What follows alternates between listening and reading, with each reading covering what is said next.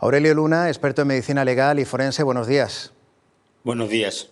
El secreto de sumario decretado por el Juzgado de San Javier parece que impide que los padres sepan el resultado provisional de esta autopsia. Sí, entre otras cosas, el secreto de sumario tiene una función desde el punto de vista práctico, que es precisamente el garantizar que hasta que no se concluyan todas las investigaciones que se realizan y no se analicen las evidencias de forma conjunta para poder obtener unas conclusiones, evitar el ir sacando de forma parcial informaciones que lo único que pueden servir en muchos casos o es para distorsionar la realidad que perciben las personas que están esperando esas noticias, o en otros casos incluso pueden hasta obstaculizar el normal desarrollo de la investigación que el juez está realizando en relación a los sucesos que han determinado la realización de la autopsia. Entonces ellos pueden que no sepan todavía cuál fue la causa de la muerte de su hijo. Claro, es decir, primero hay que entender que la autopsia no es solamente el proceso que se realiza para abrir el cadáver y realizar las investigaciones y las inspecciones sobre el propio cadáver, sino que lleva aparejada una serie de pruebas complementarias que también forman parte de la autopsia, como son estudios bioquímicos, como pueden ser estudios toxicológicos, y hasta que no se realiza la integración de aquellos datos suficientes para poder dar un resultado preliminar que tenga solidez científica, pues evidentemente esa autopsia se ha realizado, pero no se ha terminado o no se ha podido cumplimentar ese informe de autopsia. Claro. Lo único que ha trascendido es que en la inspección ocular no se detectaron en el cadáver signos de violencia. ¿Se puede conocer la causa de la muerte con la autopsia a un cuerpo que ha estado 20 días en el mar? Sí, porque hay que entender que debido a las bajas temperaturas del agua, la putrefacción no era una putrefacción muy avanzada. Y hay que también tener presente que existen lesiones, como son las que se realizan sobre la estructura ósea, que incluso cuando se pierde la materia blanda del cadáver, en ese hueso va a quedar la evidencia de una agresión traumática. Es decir, que la capacidad de información que proporciona una autopsia está directamente relacionada con la integridad del cadáver. Cuanto más conservado esté un cadáver, mucha más información va a poder proporcionar. Si en 20 días hay que pensar que en el agua aproximadamente una semana al aire libre equivale a 2 semanas y media en el agua, pues evidentemente se ha retardado la putrefacción y existen una serie de elementos desde el punto de vista formal y desde el punto de vista de análisis de estructuras que pueden proporcionar información. Y desde el punto de vista también de lo que sería la investigación toxicológica, un transcurrido muchísimo tiempo se pueden realizar análisis toxicológicos sobre las vísceras existentes o incluso sobre matrices alternativas como puede ser el hueso. Claro. ¿En qué se tendrían que centrar los forenses para saber si fue una muerte violenta o una muerte accidental? ¿Cuál es la clave? Pues lo que hay que hacer, vamos, en este caso hay un protocolo que los forenses que lo están realizando son personas muy capacitadas, con una alta cualificación profesional y muy buena formación.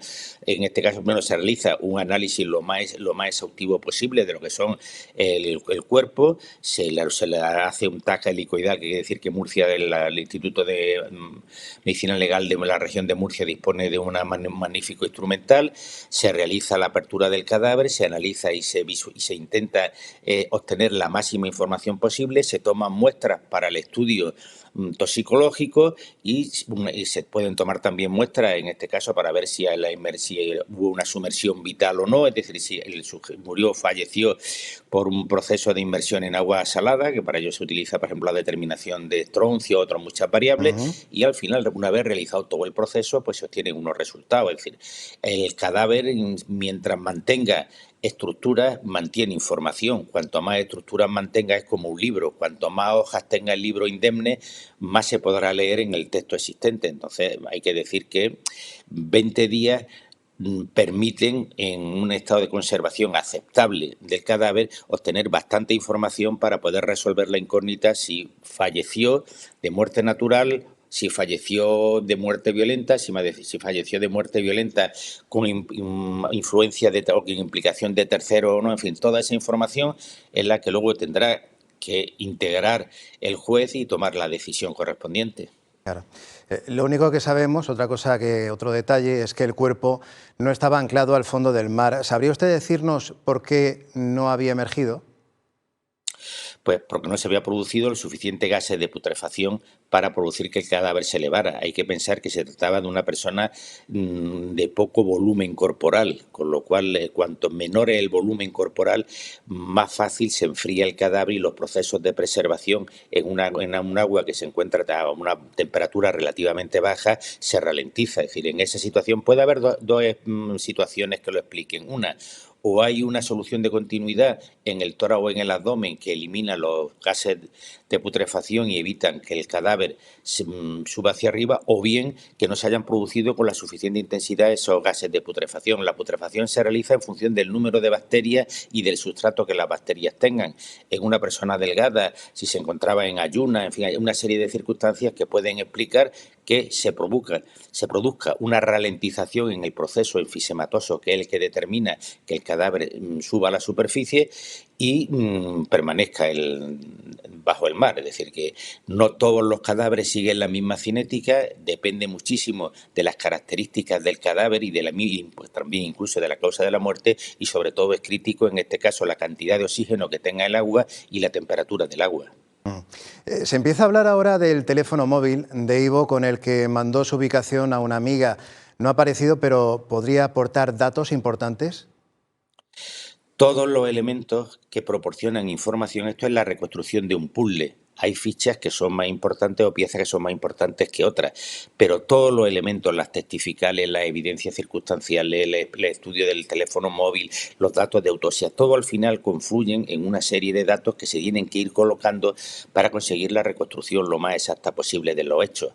En esta línea, cualquier información adicional que pueda integrarse en ese marco de referencia amplio que supone reconstruir los hechos va a ayudar de forma sustancial a intentar saber qué pasó. Es decir, no hay aquí informaciones que tengan poca validez. La validez o no tiene relación con hasta qué punto permiten profundizar más en lo que es el conocimiento de los hechos y en reconstruir esa realidad a posteriori, que es el objetivo de cualquier procedimiento judicial de este tipo.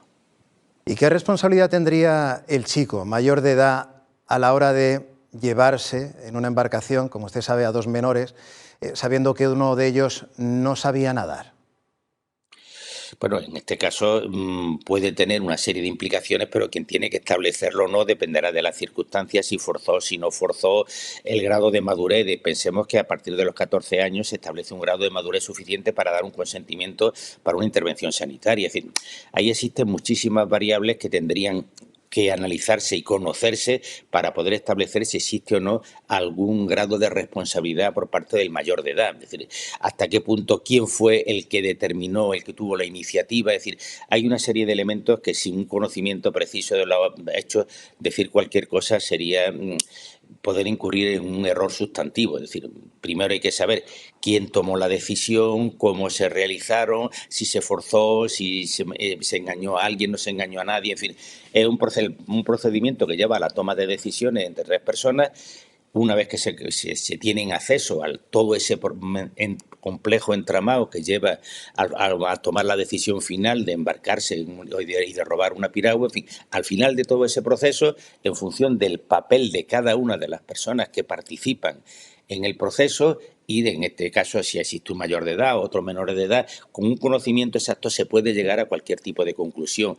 Desde fuera y sin tener elementos precisos, pues resultaría aventurado hablar de cualquier tipo de posible responsabilidad. Es decir, podrían existir, pero vuelvo a decir, habría que conocer en profundidad y con la mayor precisión posible los hechos. Aurelio Luna, experto en medicina legal y forense, le agradecemos mucho haber entrado tanto en los detalles de este caso y bueno, ahora mismo lo único que planea sobre este caso es ese secreto de sumario. Poco sabemos más, pero sí que vamos a estar muy pendientes, como no, de este asunto y sobre todo de su colaboración. Gracias y buenos días. Buenos días y gracias a ustedes.